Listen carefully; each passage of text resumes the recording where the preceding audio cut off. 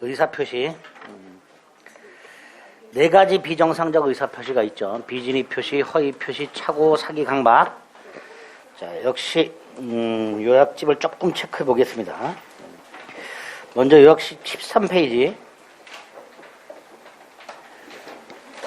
맨 하단에 보면 적용 범위가 있죠.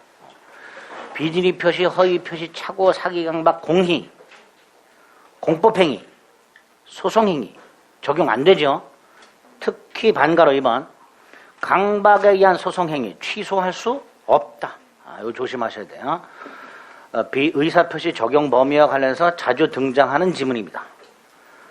소송행위, 법원을 상대로 하는 공법상 행위이기 때문에 의사표시 규정은 적용되지 않습니다. 그 다음에 한 장 넘기면 비진의 표시가 있죠. 일단 107조 조문 1항, 2항 자꾸 읽어봐야 되죠. 의사표시는 표의자가 진이 아님을 알고 한 것이라도 그 효력이 있다. 여기서 진이 아님 이퀄 의사표시의 불일치, 그죠? 또는 의사의 흠결, 또는 내심적 효과 의사의 결여, 요렇게도 말한다 그랬죠. 그 진이 아님이죠. 효력이 있다는 건 그대로 유효하다 이런 뜻이고요. 다만 상대방이 표의자의 진이 아님을 알았거나 악의 알 수 있었을 경우 과실, 무효가 된다. 2항, 그 무효는 선의의 제3자에게는 대항하지 못한다. 주장하지 못한다. 이렇게 되어 있죠. 반가로 이번에 두 번째 줄 거짓 사직서 제출이라든가 즉 사직의 의사 없는 사직서 제출, 증여 의사 없는 증여 이런 것들이 비진의 표시다. 자, 요건에서는 동그라미 2번에 있는 박스 그 안에 있는 세 가지는 달달달 외우셔야 되죠. 비진의 표시에서 말하는 진이란 당사자가 진정으로 마음속에서 바라는 사항이 아니라 특정 의사를 표시하고자 하는 생각. 그 다음 강박에 의해서 재산을 강제로 뺏긴다는 것이 본심이라 하더라도 일단 주기로 마음을 먹고 증여하기로 마음을 먹고 증여했다면 비진의 표시가 아니다. 내심적 효과 의사가 결여된 것이라고 할 수는 없다. 이렇게 되겠죠. 그래서 2번 당시상에서 최선이라고 판단하고 의사를 표시한 경우에도 비진의 표시가 아니고 3번 대출을 받을 수 없는 갑을 위하여 을이 자기의 이름으로 대출을 받아준 경우 이것도 비진의 표시가 아니다. 을이 주채무자, 명의인이 주채무자. 이렇게 세 가지 꼭 기억하셔야 됩니다. 효과는 동그라미 원칙적으로 표시한 대로 그대로 효력된다 그랬죠. 그래서 사립대 교수가 사직의 의사 없이 사직서를 제출했다. 원칙적으로 그대로 사직 효과는 발생한다. 예외. 회사의 요구로 거짓으로 사직서를 냈다. 무효다. 회사가 알았거나 알 수 있었다. 이렇게 되겠죠.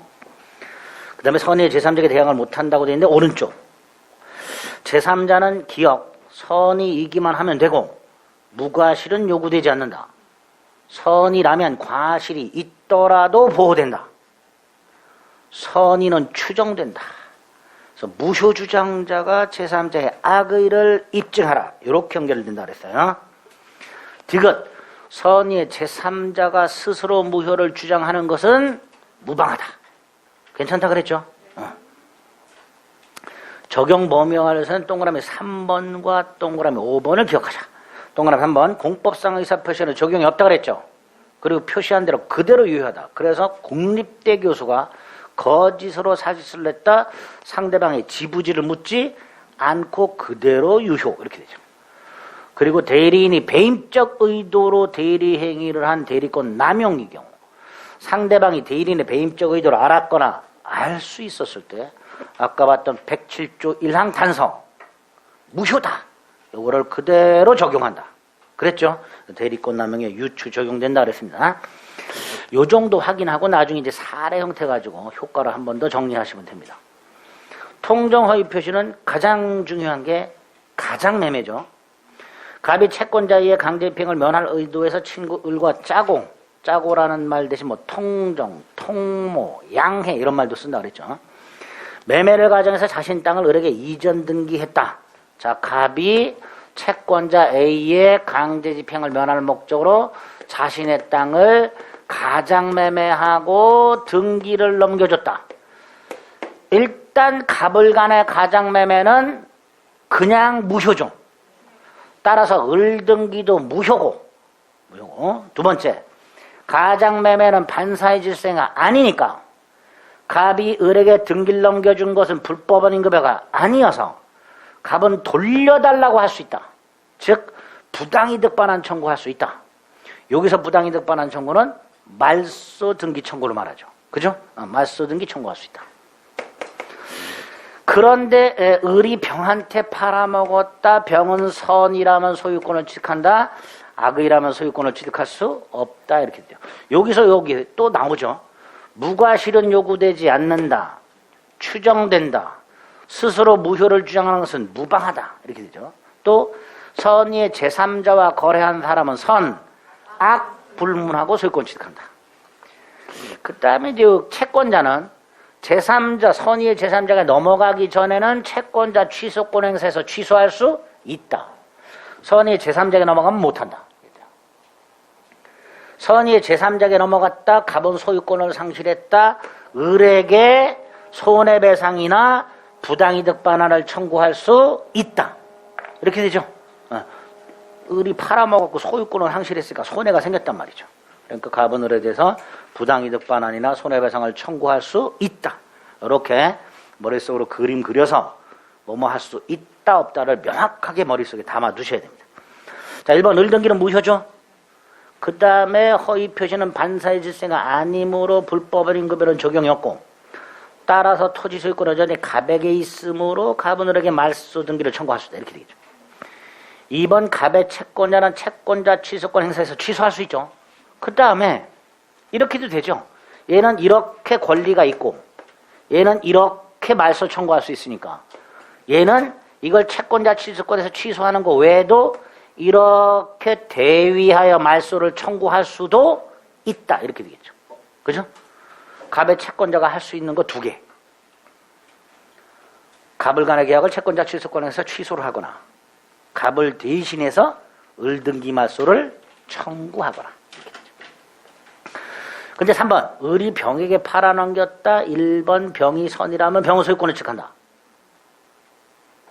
병이 소유권을 취득하더라도 갑을 매매는 언제나 무효다.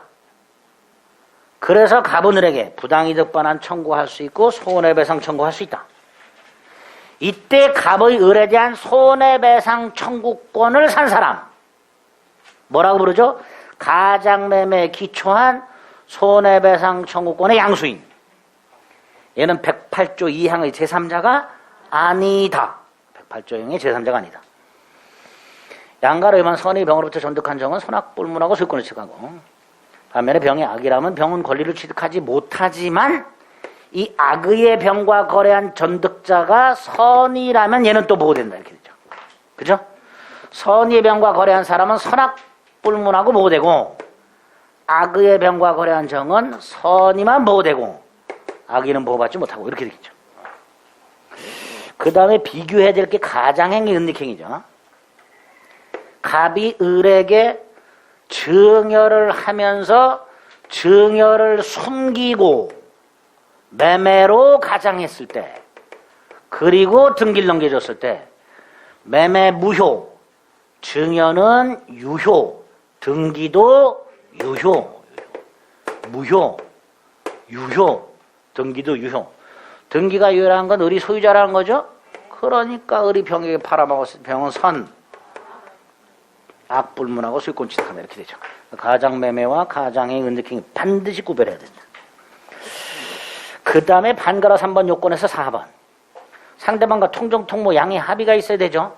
그래서 아까 대출을 받을 수 없는 갑을 위하여 을이 자기 이름으로 대출을 받는데 금융기관이 이러한 사정을 양해했다면 이게 통정이죠.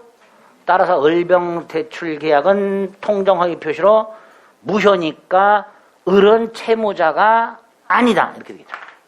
양해라는 표현을 좀 기억하셔야 됩니다. 오른쪽 박스 안에 있는 건 아까 반복했던 것들이고요. 다시 한번 또 하나 확인할게요. 동그라미 3번이죠. 오른쪽. 108조 2항의 제3자가 아닌 놈들, 보호되는 제3자가 아닌 놈들, 허위 표시 무효로 대항할 수 없는 제3자가 아닌 놈들. 첫 번째 본인. 두 번째 가장매매에 기초한 손해배상 청구권의 양수인 가손양. 세 번째 채권을 가짜로 팔았을 때 기존 채무자. 쭉 내려서 일곱 번째 주식을 가짜로 팔았을 때 그 기존 주식회사. 그 밑에 상속받은 사람, 그 밑에 제3자를 위한 계약의 수익자. 요 정도는 암기해달라. 제3자가 아니다라는 거. 됐죠? 자, 우리는 지금 비정상적 의사표시 중에서 의사표시가 불일치하는 거 중에서 불일치한다는 것을 표의자가 알고 있는 거 두 개 본 거예요. 그죠? 비진의 표시와 허위 표시. 마지막이 뭐예요? 모르고 있는 경우. 요게 뭐예요? 착오.